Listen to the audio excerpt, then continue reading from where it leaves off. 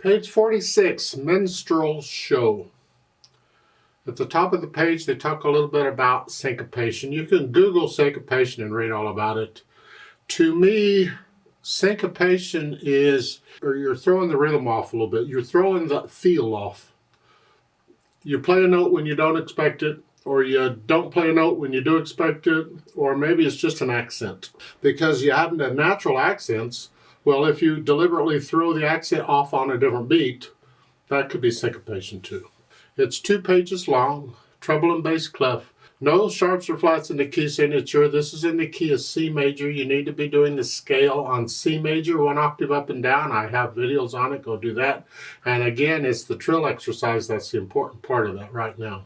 And it's in 4/4 time. I see quarter notes and eighth notes and half notes. I think we can handle all that. Let's take it one hand at a time because both hands are kind of busy. Right hand, you're starting out with 1 and 5 on E and C here. So it's like 1, 2, 3, 4, 1, 2, 3, 4. Not too bad, I hope. See, once you're down with the C, you can relax. You don't have to keep your finger there, just relax. Then in the next line, you have 2 measures to come up here. 1, 2, 3, 4. You can use 1 and 5 on all of these. If there's other fingerings, this is fine. Try and get to where you can do this without looking at the keyboard, where you can go up and down one key without looking though. Third line's the same as the first, fourth line's the same as the second. Page 47, you're here. Not really. You ended page 46 here. They want you to come down here. You can get away with it. You're at the end of a phrase. You can lift up there. But again, when I first learn a piece of music, I try and finger it all connected if I can. I want a fingering that works on that. So what I'm going to do in this case is, since I'm ending page 46 here, I'm going to just stay here for a bit. And on page 47, I'm going to use 2, 1. I'm just going to stay there and then cross over. Now I'm in position here. So it's 2, 1, 3, and 4. Now you can use the fingering in the book. There's nothing wrong with it. I just like to connect things if I can. And then you're here. Third measure, 1, 2, 3. Second line is the same. Go down to the third line. Now here, you have RH and LH down there for right hand, left hand. Right hand notes are going to play the notes with the stems going up. There's another way of looking at it. So you're down here on the bass clef is a C in this position. Where you ended the second line here, they want you to come up here. You lift up and move. You can get away with it. However, we can prepare this move at the end of the second line. Because at second line, at the third measure, here, you'd have to bring the thumb down and up again, here. Well, we have repeated notes there.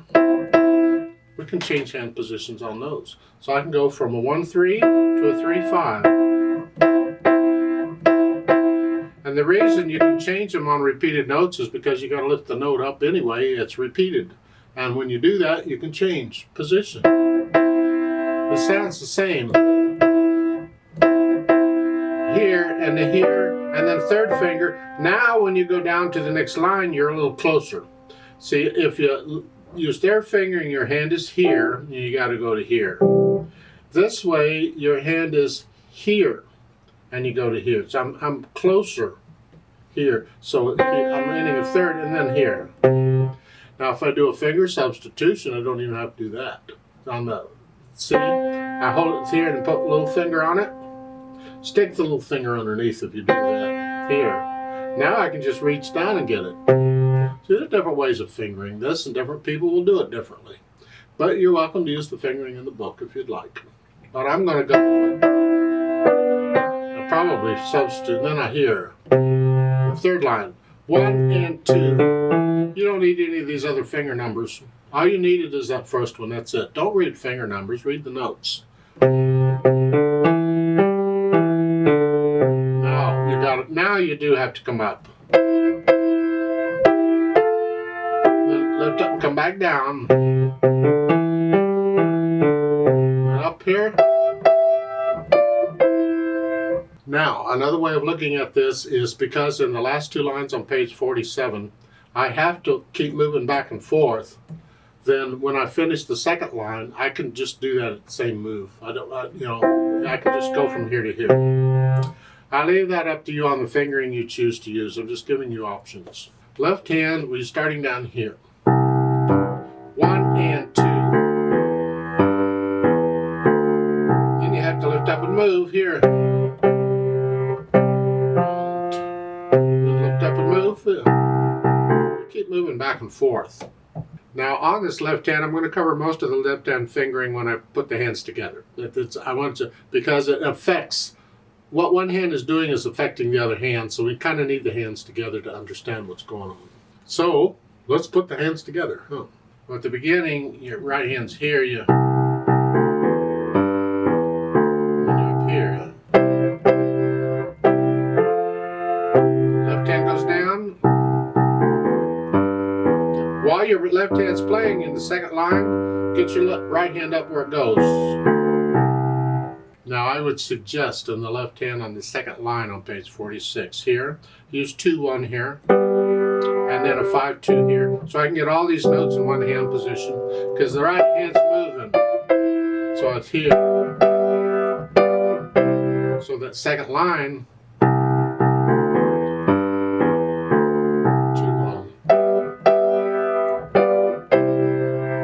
so now here, the third line, the left hand's here. 2. We want to cover all this in one hand position if we can. That's what we're doing. Reach down. Your right hand comes back down here while you're playing that. And now in the left hand, because you only have one note, you can come up if you want to. Or you got repeated C's. I can do the first one here and then 5.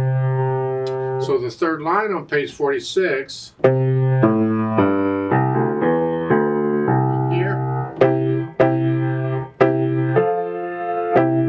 again. Now on page 47, I'm going to, see that dashed line on the second measure, page 47? That's an indication that the melody is going down to the other staff. This is melody. Doesn't matter which hand is playing, it's melody, and you treat it like melody. That's all. And you're in this position in the left hand.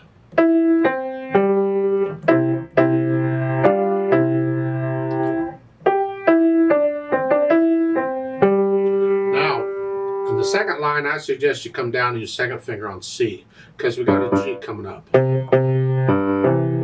Catch it in this position. So the second line is down here. You lift up and come down. You're just coming down a little bit with the left hand, come down quite a bit in the right hand. Both hands come up. Now that's a kicker. When you start moving both hands at the same time and you're going distances, this takes a little practice, because you can't mess up the beat just because you're moving the hands. And we're moving both hands from here to here.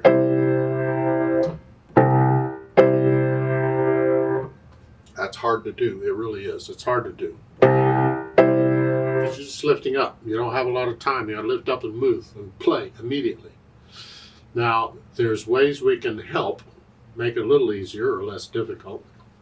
For instance, in that C, when you're the half note C, when you're playing it, rather than playing it with each hand, let the left hand play both notes here. This way you can move the right hand up here and have it ready to go. That way you're only moving the left hand up. You're not moving both hands. And that helps some people. So the third line, see,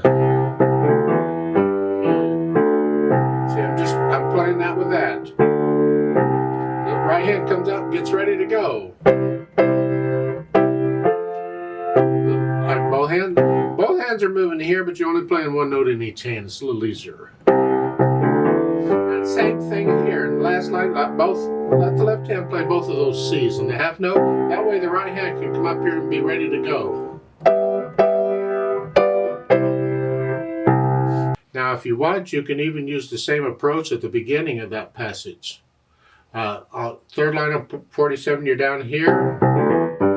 Okay. Well, at the end of the third line, you're here, and you're moving both hands.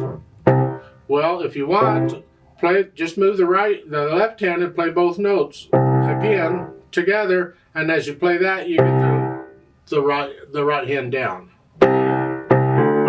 So you're letting the left hand kind of cover both notes, so you're only moving one hand at a time, is what it is, because it's here and here. So I move this first and then this. Or you can move them both at the same time. There's just different ways of doing it. Now once you have the notes and the rhythms and all this moving around stuff, and then go back through the hard part, which is most of it, and get rid of any hesitations you may have, so it's a steady beat. You can keep it slow, doesn't matter, but it's got to be a steady beat. Now we think about the articulation. The staccatos and accents, I'm going to flex at the wrist for the staccatos, and they're going to be short staccatos. And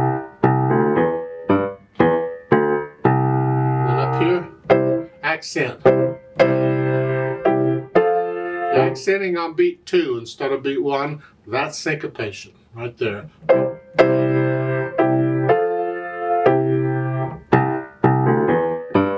And you get this articulation throughout. Then the dynamics, well, it starts out P. Piano is soft, whatever you think soft is.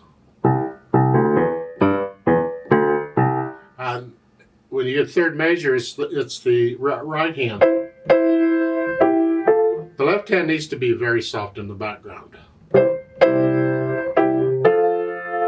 Now you do have an accent in the left hand, so you bring it up a little bit, but it still needs to be in the background. The melody's in the right hand. So it's almost like a duet, or a statement reply. You have the statement and the reply. Statement, reply. I tend to want to put staccatos in the reply. Well, that's part of interpreting the music. We'll do that a little later. Right now, let's just more or less connect them. It's a different flavor. Then when you get down to the third line, you get F for forte. Now you're loud. Now, soft again, like you were at the beginning, here in the right hand. That means the accent and note is like a moderately soft. You just go up a little bit for an accent from where you are. Loud. Soft. Top of page 47, MF is mezzo, forte is sort of loud. Accent, that makes the accent and note a loud note. And then soft in the right hand, very soft in the left. Moderately loud, you get the idea. But you got forte or fortissimo, 2 Fs. On the third line, you get it. Basically, it's having a statement reply throughout, and the statement is louder and the reply is soft. Softer, I should say. Then the speed. Well, how fast can you move your hands around and get all the notes in the right place? Not fast or slow as. I think that's about a good feeling for it, for me at least. Now, once you have that, then the interpretation. Well, again, the natural accents. Well, 1, 2, 3, 4. 1. Of course, when you get syncopation like this in the third measure, well, bam, that overrules the natural accent. This is going to be for that one measure. The accent's on beat 2 instead of 1. And if you want to throw in a few staccatos here and there, it's up to you. They have a few slurs, you got to connect those. But other than that, they don't do much of anything else. So if you want to throw staccato, it's a different feeling. Go back to top of page 46 on the first line, or the last 2 measures there. You're here. If I connect them, or if I put in staccatos, it's a different flavor, a different feel. Maybe sometimes you do it one way, and other times you do it a different way. Experiment with it. That's interpretation.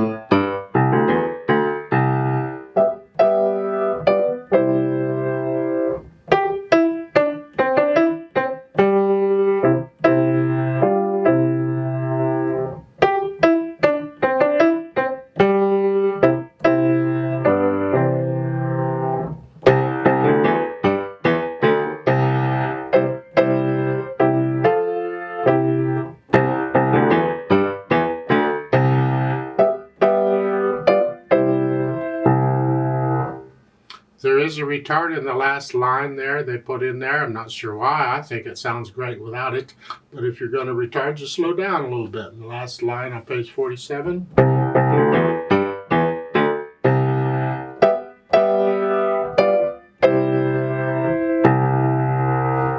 That's what it says to do. It's just in interpreting it, I didn't feel like the retard was, I didn't feel it, so I didn't play it. When you first learn it, you put the retard in. Do it exactly the way it's written, and then you have to kind of figure out, does it feel right? Now, if it's classical music, don't mess with it. If it says retard, then retard. But this is not classical music. This is kind of a fun thing. Let's play this together very slowly and check the notes and the rhythms. I'm not going to do any dynamics. I'm going to play everything about the same, about kind of in the middle somewhere. I'll do the accents, but that's it. I'll do the staccatos too. Yeah. I'll give us 4 counts. I'll do a lot of stuff. You don't know. 1, 2, ready, go.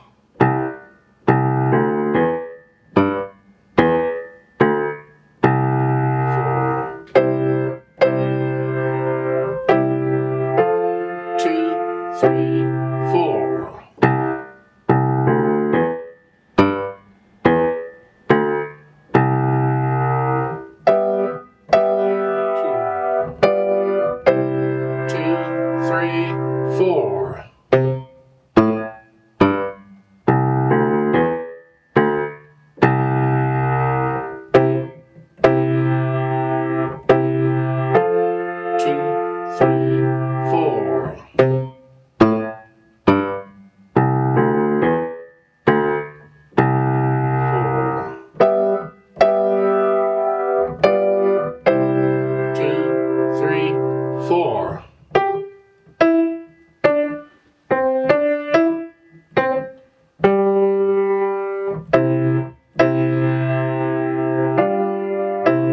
Two, three, four.